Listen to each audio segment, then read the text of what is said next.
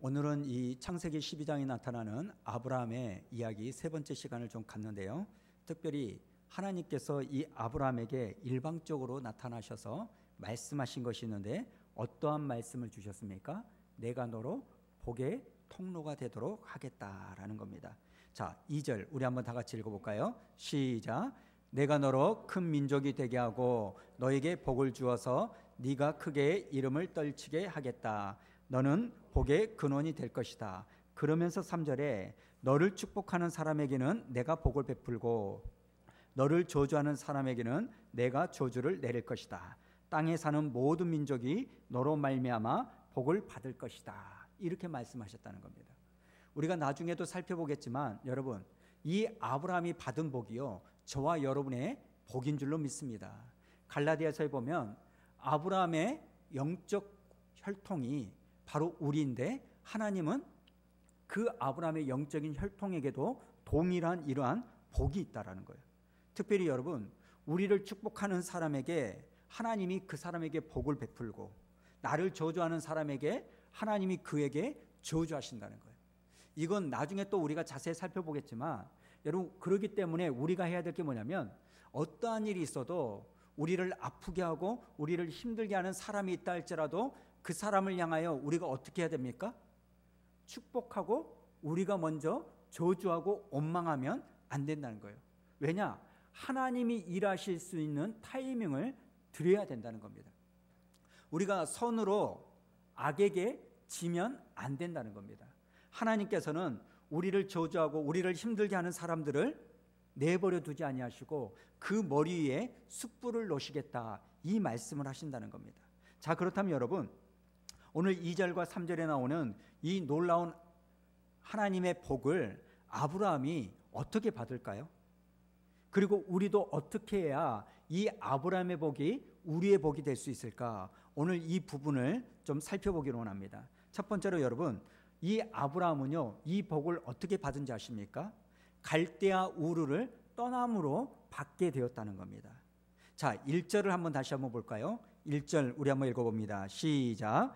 여호와께서 아브라함에게 이르시되 너는 너의 고향과 친척과 아버지의 집을 떠나 내가 네게 보여줄 땅으로 가라. 지금 하나님은요, 우리가 하나님의 복을 받고 또 내가 받은 복을 다른 사람에게 전해줄 복의 통로가 되도록 하기 위하여, 그리고 오늘 본문에 나오는 이 아브라함이 진짜 하나님의 말씀이 이루어지는 복을 받기 위해서 제일 먼저 해야 될 게 뭐냐? 갈대아 우르, 네가 살고 있는 삶의 터전을 떠나야 된다는 거예요. 이 말은요, 어떤 의미냐면 우리의 옛삶에서 벗어나야 된다는 겁니다. 사실 1절에 나오는 너는 너의 고향과 친척과 아버지의 집을 떠나라? 여러분, 이게 쉽습니까? 이건 말처럼 쉬운 일이 아닙니다. 사실 오늘이야 우리가 마음만 있고 돈만 있으면 이사하기 쉽습니다. 포장 이사도 하고 그렇게도 합니다. 그리고 나라를 옮겨서 사는 이민도요, 옛날처럼 그렇게 어렵지 않습니다. 그러나 4,000년 전에 아브라함이 살던 이 시대는요, 나라 간의 국제법도 있던 시대도 아니고 그리고 보호조약도 있던 시대가 아닙니다. 지금 갈대아 우르에서요, 여러분, 가나안 땅으로 옮겨간다는 것은 이방 민족이 사는 곳으로 들어가는 거예요. 그때 당시에 이방 민족은요, 서로 적대적인 관계가 굉장히 많았다는 겁니다. 그러니까 고향을 떠난다라는 이 말은 뭘 걸고 옮기는 겁니까? 생명을 걸고 옮기는 거예요. 나의 옛 삶에서 벗어난다는 것은 그저 마음 먹은다고 되는 게 아니라는 겁니다. 어떤 사람들은요, 아브라함이 떠나는 이 갈대아 우르 지역이 미개한 지역이었다, 그래서 아브라함이 쉽게 떠났다, 이렇게 말하지만 여러분, 고고학자들이 발견한 걸 보면 이 갈대아 우르는요, 그 당시에 고대 근동 지방에서 가장 문명이 발달한 도시였다는 거예요. 당연하죠. 거기에 바벨론이라는 지역이 있었고 거기에 티그리스 강과 유프라테스 강이 있는 지역이었기 때문에, 여러분, 사실 전기도 없는 깡촌에서 살다가 도시로 가라 그러면요, 여러 가지 범접한 것이 있어도 아멘 할렐루야 할 수 있습니다. 그러나 여러분, 반대로요, 도시에 사는데 귀농해라. 쉬울까요? 제가 만약에 이렇게 단임 목회를 하다가 하나님께서 저기 방글라데시 선교사로 가라. 그럴 때 저는 소명 받았다 치고 아내가 동의를 쉽게 해줄까요? 자녀들이 그렇게 될까요? 오히려 발목 잡힐 일들이 너무너무 많을 거예요. 근데 성경을 보면 여러분 우리가 알아야 될 게 뭐냐면 하나님께서는 언제나 당신을 따르고 믿고자 하는 사람들에게 공통적으로 하시는 말씀이 뭐냐면 떠나라 이렇게 말씀하십니다. 네가 정말 나를 따르고 싶니? 너가 정말 나를 믿고 싶고 나를 온전하게 섬기고 싶니? 그러면 떠나라는 겁니다. 예수님께서 베드로와 안드레를 제자로 부르실 때 이렇게 말하죠. 19절에요. 말씀하시되 나를 따라오라. 내가 너희를 사람을 낚는 어부가 되게 하리라 하시니 그 다음 20절에 이 두 사람이 어떻게 합니까? 20절 읽어볼까요? 시작. 그들이 곧 그물을 버려두고 예수를 따르니라. 여러분 그 다음 야고보와 요한을 부르실 때도 마찬가지 아닙니까? 너는 나를 따르라 예수님이 말씀하시니까 이 야고보와 요한도요 배와 부친을 내버려두고 예수님을 쫓았습니다. 이게 오늘 하나님이 말씀하시는 겁니다. 여러분 우리가 하나님의 복을 받고 복의 통로가 되기 위해서는 제일 먼저 해야 될 게 뭐냐면 내가 떠나는 삶의 모습이 있어야 된다는 겁니다. 자 그렇다면 여러분 오늘을 사는 저와 여러분에게 이렇게 떠나라는 이 하나님의 말씀은 어떤 말씀일까요? 아브라함처럼 우리가 이사를 가야 될까요? 직장을 버려야 되는 것일까요? 부모 형제와 절교를 해야 되는 것일까요? 그렇지 않죠. 오늘 예수 믿는 사람들에게 있어서 여러분 아브라함과 같이 떠나야 된다는 것은 집이나 친척이나 직장을 버리라는 게 아니라 우리의 애습관, 예수를 믿기 이전의 삶의 태도, 애삼 이것을 버리라는 의미입니다. 에베소서 4장에 보면 이렇게 말씀하시죠. 자 22절과 24절까지 우리 한번 읽어봅니다. 시작. 너희는 유혹의 욕심을 따라 썩어져가는 구습을 따르는 옛사람을 벗어버리고 오직 너희의 심령이 새롭게 되어 하나님을 따라 의와 진리의 거룩함으로 지으심을 받은 새 사람을 입으라. 지금 사도 바울이 에베소 교회 성도들에게 뭐라고 말합니까? 너희가 예수를 믿고 구원받은 것으로만이 능사가 아니라 예수를 믿고 예수님을 나의 구주로 모셨으면 어떻게 됩니까? 옛사람을 벗어버리고 새 사람으로 입는 삶의 태도가 있어야 된다는 거예요. 여러분 예수를 믿으면요 첫 번째로 우리가 해야 될 게 뭐냐면 옛 삶과 옛 과거와 예수 믿기 이전의 삶과의 단절이 있어야 거기서부터 삶의 변화가 일어나는 거예요. 바울이 로마서에 보면 1장부터 11장까지 복음의 진수에 대해서 쭉 설명하고요. 이제 12장부터 16장까지는 그렇다면 예수를 믿는 사람이 어떠한 삶의 태도를 가져야 되는지를 쭉 생활편으로 기록을 합니다. 그런데 첫 번째가 뭐라고 나오냐면 로마서 12장 2절에 보니까 이렇게 말합니다. 너희는 이 세대를 뭐하라고요? 본받아라? 본받지 말아라. 여러분 여기에 나오는 본받다라는 이 말의 의미는요 이렇게 생각하시면 됩니다. 옛날 우리 부모님들 매주 쓰잖아요. 매주를 쓸 때 매주를 어떻게 써요? 제가 이렇게 보니까 우리 어머니가 쓸 때는요 그 매주를 만들 때 네모 반듯한 틀을 이렇게 가지고 거기에 보자기를 씌운 후에 콩을 막 집어넣어서 막 반죽을 해갖고 꽝꽝꽝꽝 이렇게 만들죠. 그리고 나서 그 틀을 제거하면 어째요? 네모 반듯한 매주가 나와요. 그래서 작은 방 바닥에다 놓고 어느 정도 굳어지면 뭐 또 천장에다가도 줄 연결해가지고 봉에다가 매달고 이런 것이 있습니다. 여러분 이 말이 뭐냐면 이 세상을 본받지 말아라 이 말은요 이 세상 틀에 이 세상의 네모난 틀에 우리 자신을 짜맞추면 안 된다. 세상의 것에 굳어지지 말고 마음을 새롭게 함으로 변화를 받아 하나님이 선하시고 기뻐하시고 온전하신 뜻이 무엇인지를 분별해라. 이렇게 말씀하신다는 겁니다. 여러분 지금 아브라함이요 왜 갈대아 우르를 떠나라고 할까요? 왜 잘 살고 있는 이 갈대아 우르에서 떠나게 하실까요? 거기서도 하나님을 믿게 만드시면 안 됩니까? 그런데 왜 하나님은 갈대아 우르를 떠나게 하십니까? 이 갈대아 우르에서 아브라함은 어떤 일을 하고 살았습니까? 우상 신상을 만들고 파는 그 직업을 가지고 살았어요. 그러니까 이 갈대아 우르는요, 하나님을 섬기기에 너무나 부족한 곳이기 때문에 하나님은 거기에서 나오라고 말씀하시는 겁니다. 우리도 마찬가지 아닙니까? 지금 내가 살고 있는 것이 아무리 좋다 할지라도 이곳이 우상으로 가득 찬 하나님을 섬기기에 부족한 곳이라면 여러분 그곳을 떠나셔야 됩니다. 아무리 신앙 빼고 다른 것이 다 만족스럽다 할지라도 신앙 하나에 딱 걸리는 부분이 있다면 여러분 그곳의 생활을 떠나셔야 돼요. 사실 여러분 광야 땅이 좋습니까? 아니요. 가나안 땅이 좋습니까? 애굽에서 생활하는 게 좋습니까? 제가 보기에는요, 애굽이 더 좋아요. 왜요? 노예 생활이지만 거기에서는 안정적이에요. 사람은 적응의 동물이기 때문에 그런 가운데서도 살아나갑니다. 그러나 보도 듣도 못한 가나안 땅에 간다는 거 결코 좋지 않습니다. 그리고 거기서부터 다시 시작해야 되는 거예요. 그러나 왜 우리가 애굽에서 탈출해야 됩니까? 거기에는 우상이 가득한 하나님을 섬기기에 적합한 곳이 아니기 때문에. 많은 사람들이요, 신앙 빼고 먹고 살기 좋으면 안 벗어나려고 해요. 대신 신앙은 좋은데 먹고 살기가 힘들면 벗어나려고 하는 경우가 많아요. 여러분, 우리가 정말 하나님이 주시는 복을 받기로 원한다면 먼저 나에게 있는 영적인 갈대아 우르,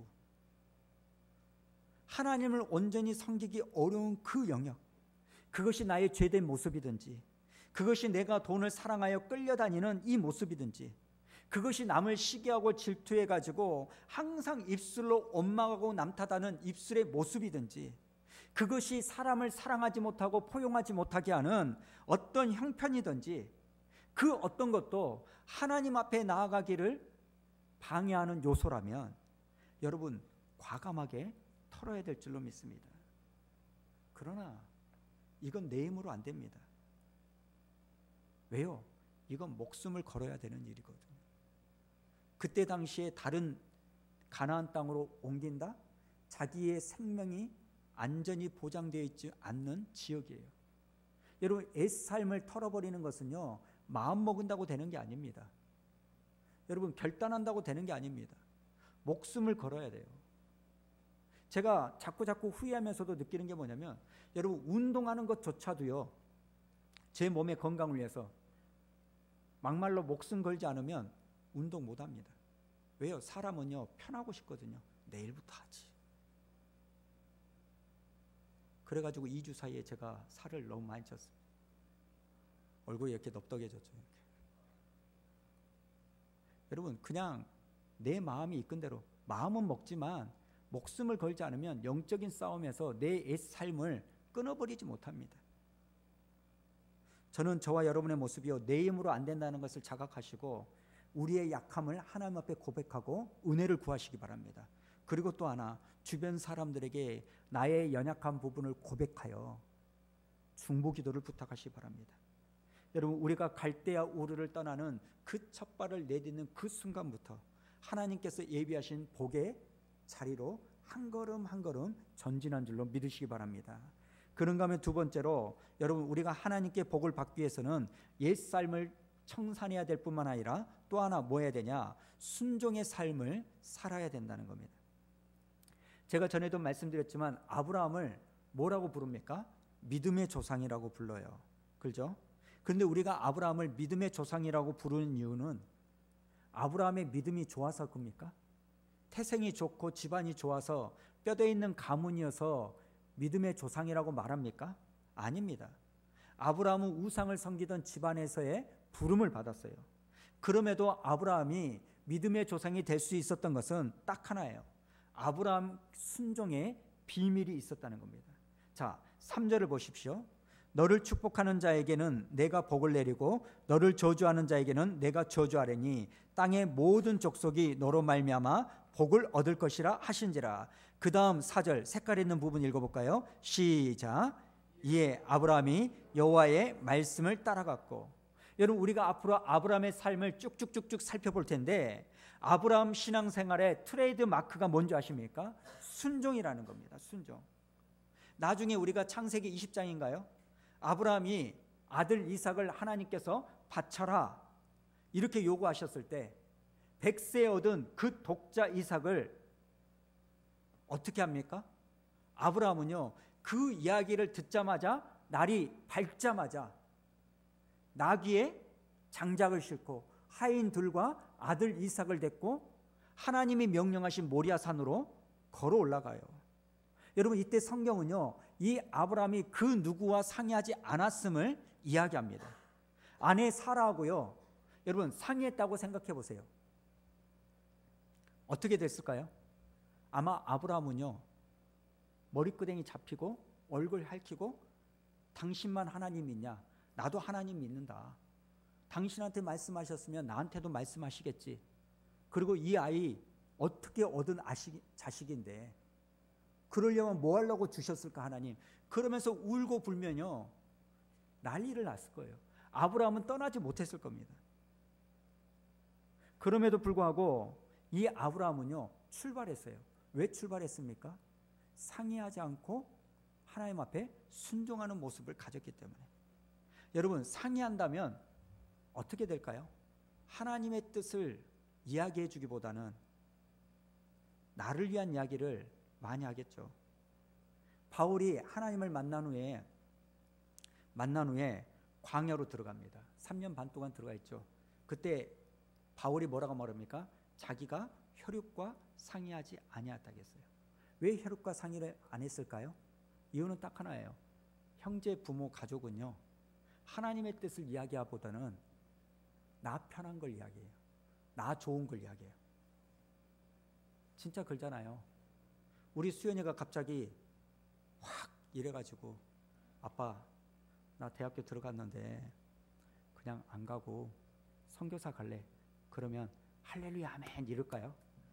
너 대학교 졸업하고 충분히 준비했다가 이렇게 말을 하겠죠. 여러분, 그 말은 하나님의 뜻을 이야기하기보다는 아이 좋은 걸 이야기하는 거예요. 아이 좋은 걸 이야기하는 거예요. 여러분, 제가 뭐 가족과 부모와 이렇게 주변 사람과 상의하지 말아라는 여기에 방점이 있는 게 아니라 오늘 우리가 어디에 있어야 돼요? 여러분, 이제 내일 모레면 제가 미얀마 가죠.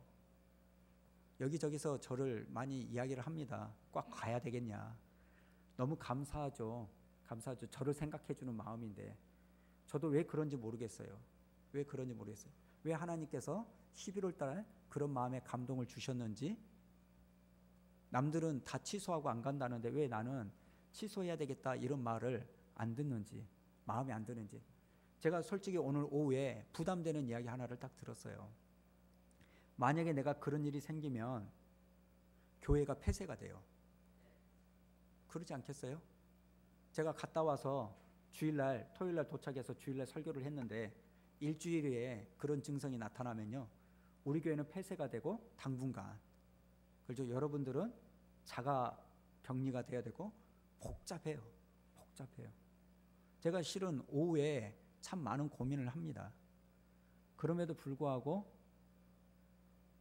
이렇게 가야 되겠다라는 그 마음들이 있어요. 내가 뭐 때문에 가야 되는지 모르겠어요. 솔직히 뭐 거기에 내가 가지 않으면 죽을 사람이 있는 것도 아닌 것 같고, 뭐 거기 가서 내가 거창한 거 볼고 듣고 이렇게 나 혼자 가서 뭘 어떻게 하겠어요. 나 혼자 가서. 그러니까 그러니까요. 하나님께서 제가 그런 기도를 할 때 내가 왜 그래야 될까? 그렇지만 하나님께서 2달 전에 가라고 했던 그 마음의 감동이 있기 때문에 거기에 무엇을 만날지 무엇을 볼지는 모르지만 순종하여 가는 거죠. 여러분, 아브라함이요 갈대아 우르를 떠나서 너희 아비 친척 고향을 떠나라 했을 때 지시할 땅으로 가라 하나님이 말하죠. 근데 그때 그 지시할 땅이 어디인지를 모르고 갑니다.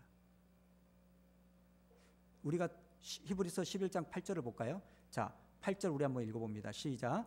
믿음으로 아브라함은 부르심을 받았을 때 순종하여 장래의 유업으로 받을 땅에 나아갈새 뭘 알지 못하고 갈 바를 알지 못하고, 이 갈 바를 알지 못한다는 것은 목적지를 몰랐다는 거예요. 나중에 우리가 봐보면 알지만 세겜 상수리 나무에 딱 도착하자마자 하나님이 나타나셔서 여기다, 내가 여기에 너희의 복을 주겠다, 네 민족의 뿌리를 내리겠다, 이렇게 말하는 거예요. 우리는 흔히 그러죠. 정확한 이정표와 스케줄과 시간표를 주셔야 내가 하죠. 그러나 신앙은요, 그게 다가 아닙니다. 우리는 믿음을 가지고 출발할 뿐이에요. 결과가 어떻게 될지, 어느 곳이 여기다라고 하나님이 말씀하실지 모릅니다.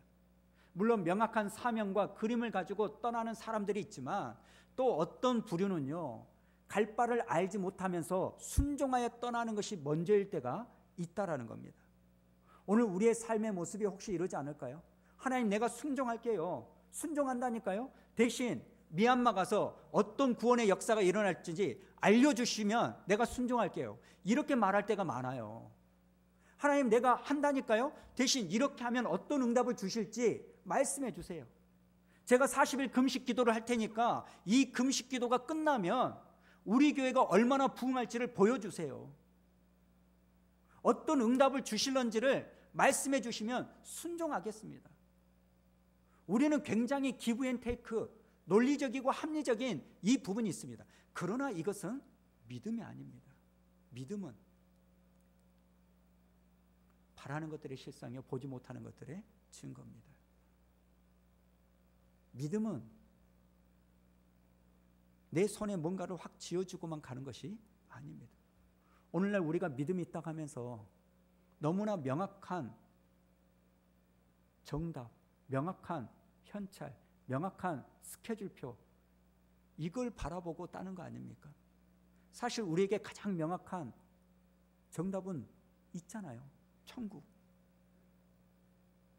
천국. 히브리서 11장 17절과 18절 우리 한번 읽어볼까요? 시작.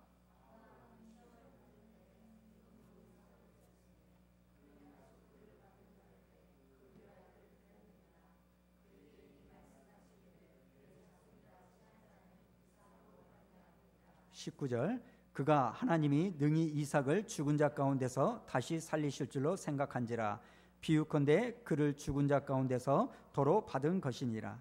여러분, 어떤 사람이 순종할까요? 어렵게 주신 그 자식을 다시 데려가겠다는 그 이유에는요, 아브라함이 죽은 자도 다시 살리실 분이 하나님이심을 믿었기 때문이에요. 그리고 또 하나, 이것이 처음부터 내 것이 아니라 누구 것이라고 생각했기 때문에 하나님의 것이라고, 하나님의 것을 하나님이 주셨다고 믿었기 때문에 달라 해도 드리는 거예요. 여러분, 우리가 하나님 앞에 순종하지 못하는 이유가 뭘까요? 우리가 하나님께 믿음으로 드리지 못하는 이유는 하나님의 전능하심을 실제로는 믿지 않기 때문이고요. 두 번째는 뭐냐면 내가 가지고 있는 이 모든 것이 내 것이라고 믿기 때문이에요. 제가 우리 아이들 키워보면 그걸 알아요. 용돈을 딱 주죠. 우리는 1일 날 용돈을 줘요. 용돈 주고 나서 좀 지나면 제가 이 아이들한테 그럽니다. 서연아, 너 돈 있는데 아빠 뭐 좀 사줄래? 그러면 얘 이러기도 하고 엄청 아까워해요. 언제부터 그 돈이 자기 돈이었는지. 사실 그 돈으로 나를 뭘 사주면 아빠 입장에서는요, 먹고 입 싹 닦을까요? 아니요.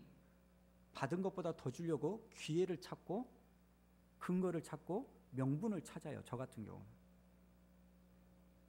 여러분, 감사헌금도 그렇고 그렇지 않습니까? 11조도 그렇고 말로는 이게 하나님의 것입니다.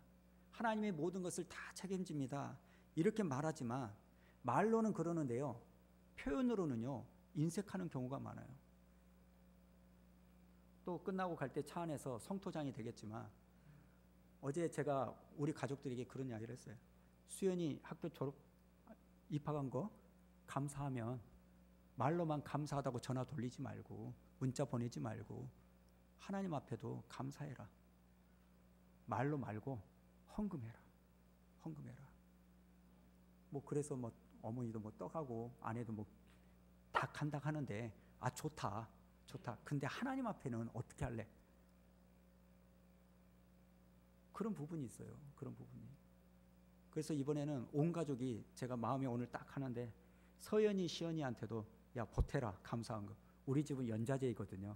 잘못해도 다 같이 혼나고 이제 뭐 1,000원씩이라도 감사한 거. 우리 집에 이런 웃음이 생긴 거에 대한 감사. 별의별 걸 다 붙인다고 우리 수연이는 또 입이 이렇게 나올 수도 있지만 여러분 아무리 말로 한다고 해도요 내 주머니가 열리지 않으면 그게 진짜가 아니에요. 정말 하나님은요 내 물질이 있는 곳에 네 마음이 있다고 말하는 거예요. 여러분 왜 우리가 하나님의 방법대로 못 삽니까? 왜 온전한 11절을 못하고 그럽니까? 그 이유는 온전한 하나님을 믿지 못하니까. 10의 1조를 바쳐라. 그러면 네 삶을 책임져 주겠다. 이 말씀을 못 받는 거예요. 당장 그것을 내면 내 삶이 누릴 것을 못 누리고 학원비, 공과금, 대출 밀려서 힘들 것 같아요. 실제로 힘듭니다. 그러나 하나님은 그런 과정을 거쳐서 정금같이 나를 세워주실 줄로 믿습니다. 여러분 하늘의 복을 믿고 하나님이 주시는 복을 받기를 원한다면 여러분 이 복은 아무나 받지 않습니다. 여러분 하나님의 복을 아무나 받으면 그게 정상일까요? 어떤 사람이 하나님의 복을 받습니까? 애삶을 청산하는 사람, 그리고 온전한 순종을 하는 사람만이 하나님의 복을 받을 줄로 믿습니다. 길어봐야 100년 내에 사는 이 세상, 여러분 지난 신앙생활 가운데 제대로 신앙생활하고 싶지 않으십니까? 우리가 구원을 받고 천국을 갈 것을 믿는다면 사실 이 땅에서 우리가 좀 누리지 못한다 할지라도 하나님의 방법대로 살아서 살고 나면 하나님은 결코 우리를 손해보게 만들지 않는다는 거. 궁핍한 삶을 산다고 할지라도 주님께 드릴 것 제대로 드리고 세상과 타협하지 않고 하나님의 방법대로 살아보는 저와 여러분 되기를 주님의 이름으로 축원합니다.